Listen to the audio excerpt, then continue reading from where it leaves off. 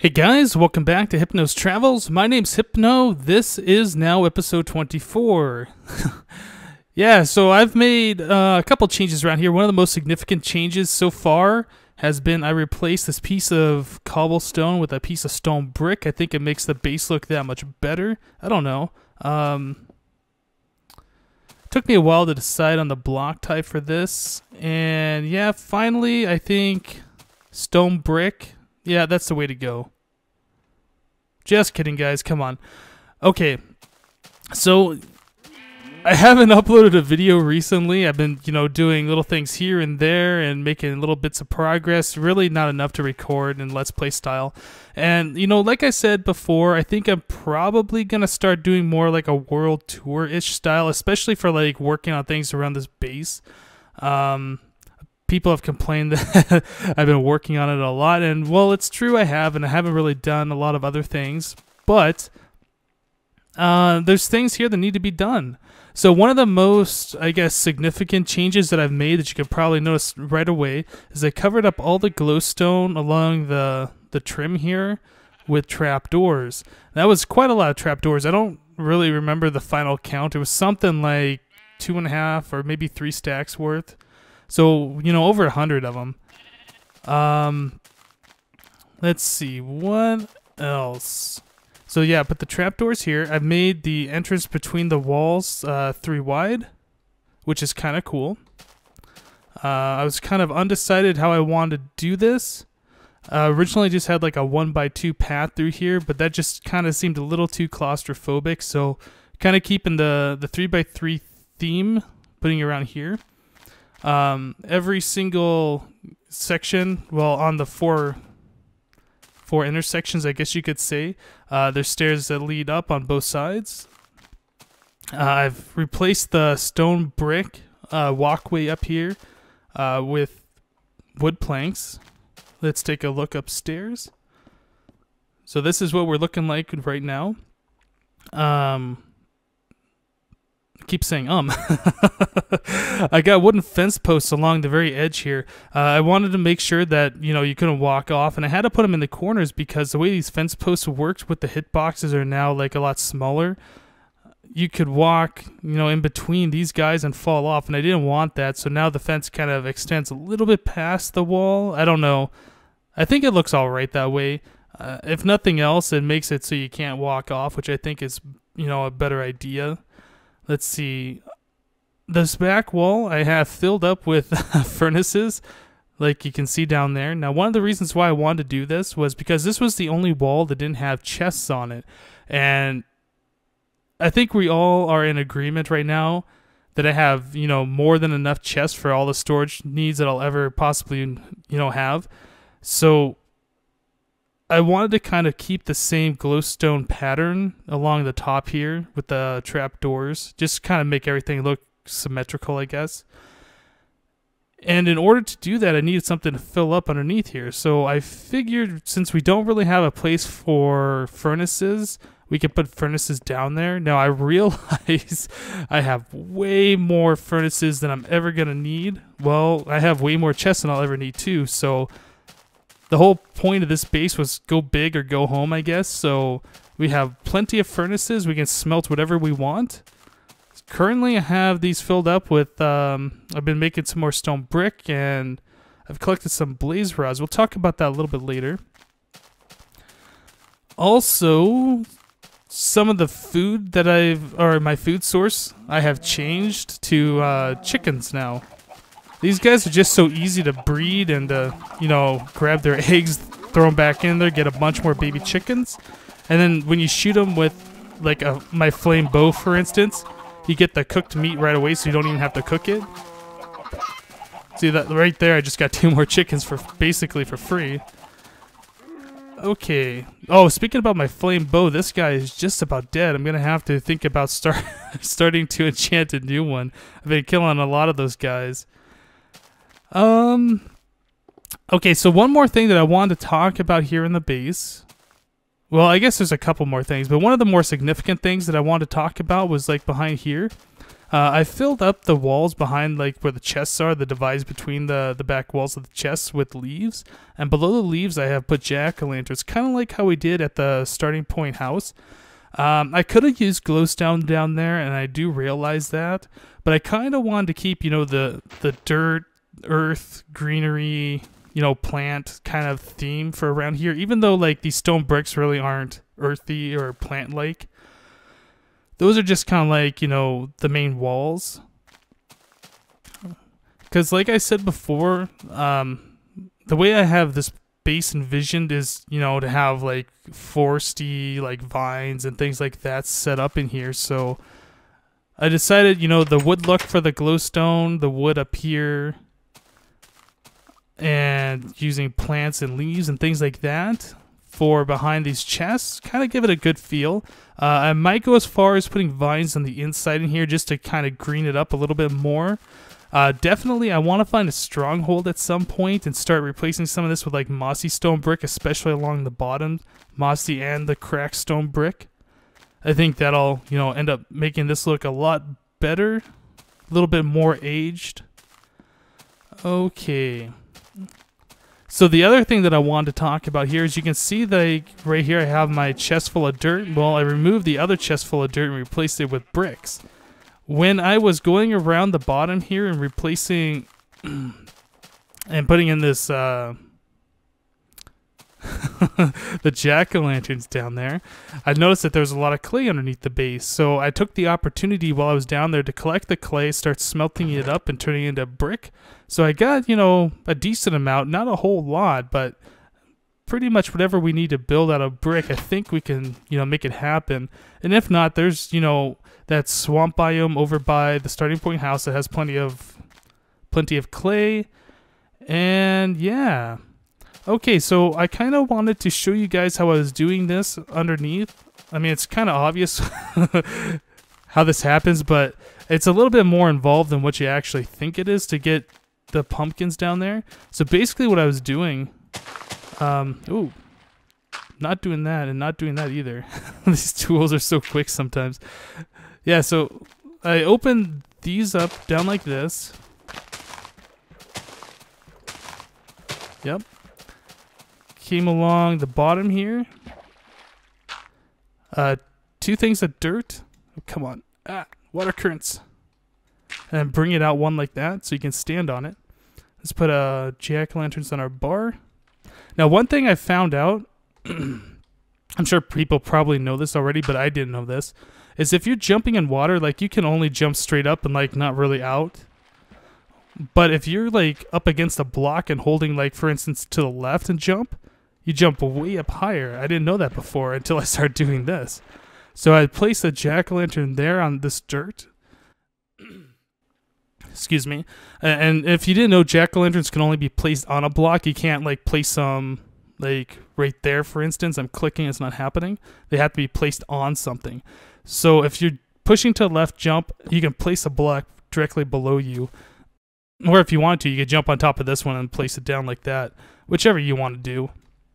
That's the way I decided to do it. And then I just come through, leaf this up, and there you go. Now to continue these on, I just kind of extended out this dirt like that.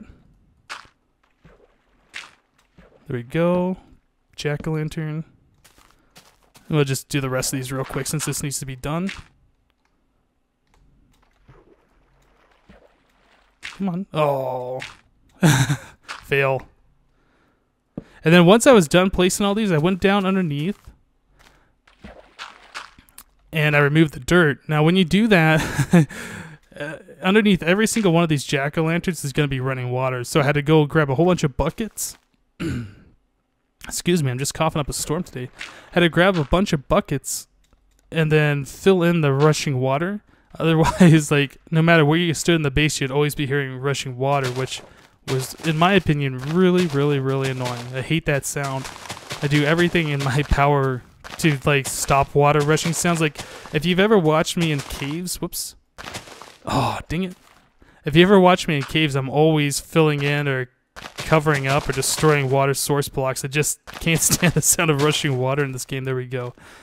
And the way these are set up now, excuse me again, the way these are set up now, you don't need these torches back here. They provide enough light to keep this all illuminated, so that's another plus.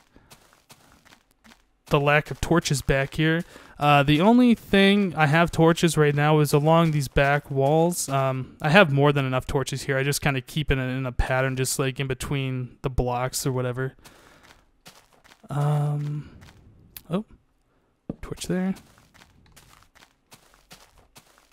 Alright, I think that pretty much covers everything that I wanted to show you in the base here. The other stuff I wanted to show you was in the nether, so let's go ahead and head there. Alright guys, took a little bit of a break, grabbed some more coffee, tried to clear my throat a little bit more. Hopefully we won't have any more vocal interruptions, I guess. Okay, so one of the other things that I wanted to talk about was, I believe it was in like episode 21 or 22 when I made this track. Somebody made a comment when I was talking about I couldn't place the redstone torch underneath the power track unless I, you know, went underneath and scaffolded up and, you know, built underneath it. Well, they told me, which was very smart, that I could just use a piston, push the block that this track is sitting on down, and then place, well, I guess not this block. Well, I guess either way. I could push this one down and then put like a torch on the side, or push this one down 2 blocks and then put a torch directly on that. I think I want to do it this way though.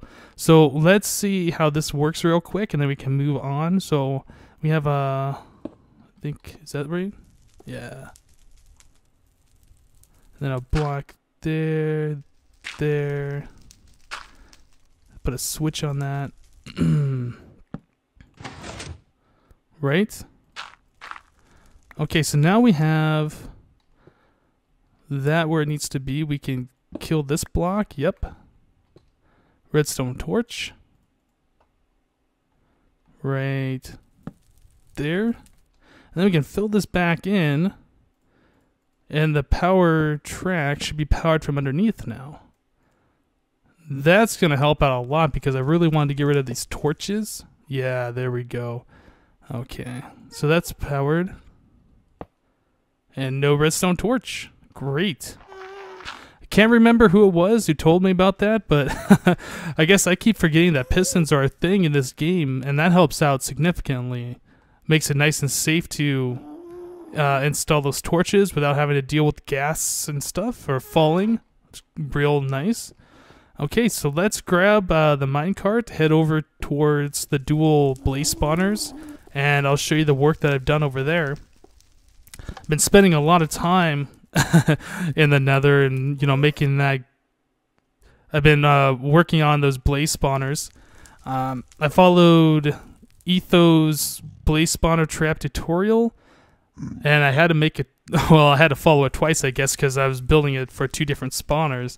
I don't think I'm going to do, like, a central collection point for the 2 different blaze spawners so they all collect at one point.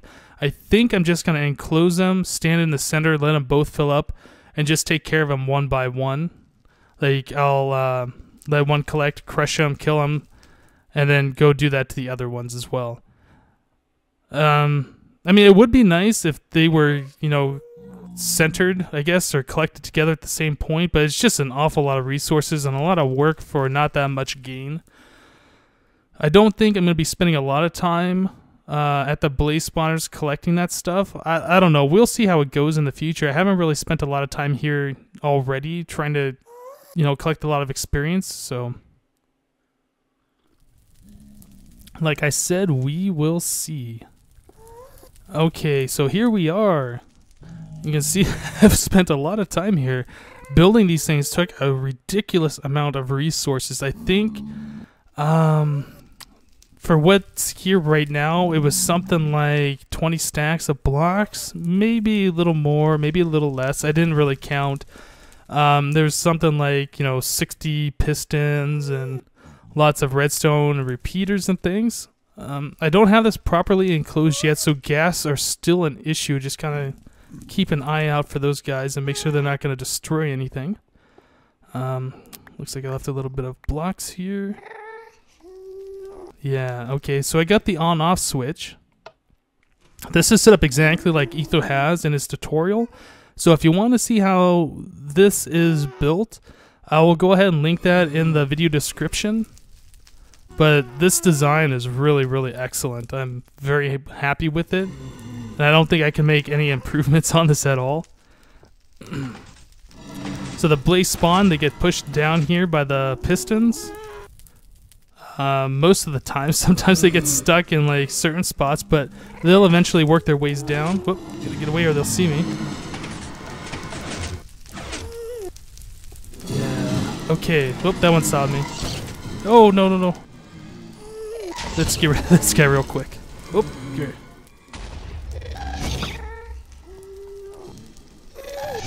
Come on, gotcha. Okay.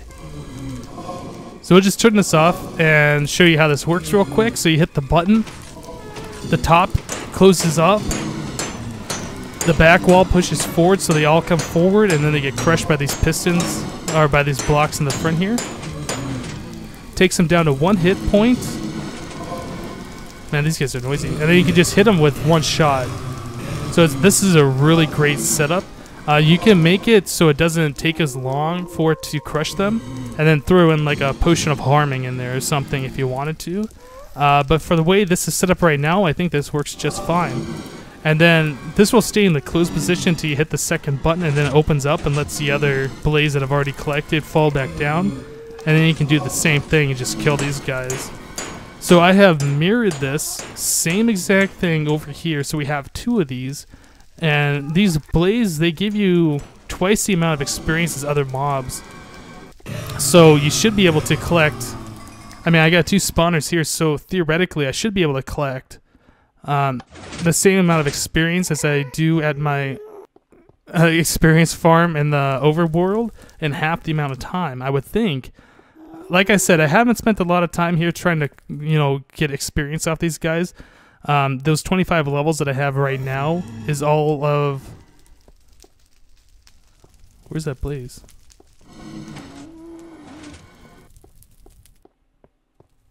Huh, there's one still in there, I guess.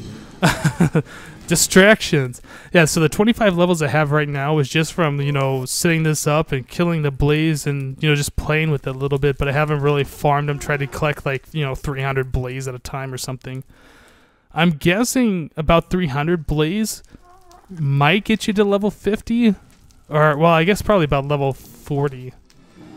Because I believe it's something like 600 mobs would get me to like level 40 in the overworld, and these guys give you twice the amount of experience, so it should be half as many. Anyway, enough about that. So I've been working on the floor here, and then I'm deciding how I want to have this set up. I've tried to enclose these spawners, or I guess these traps, as much as possible, so the redstone isn't visible. So the redstone isn't visible for gas. If they do shoot, it won't blow it up. I guess if they shoot and they hit the pistons, those will blow up. So basically, I've just been smelting up a lot of smooth stone to make more of this stone brick so I can enclose the entire thing into some kind of a room. So we don't have to worry about, you know, gas shooting at it. We guess we can come down here. Whoops. Well, I guess we're coming down here anyway, and take a look at the redstone wiring. This is pretty complicated, and I would suggest watching Etho's tutorial. Basically, this is the button that starts the crushing. It sends power to this RS NOR latch right here. This wire comes up here to the top part. This is the glass that seals off the other blazes from coming down. And then it also, let's see, how does that work? Yeah, it goes up to the top. This trying to explain this, and I don't even know how it works.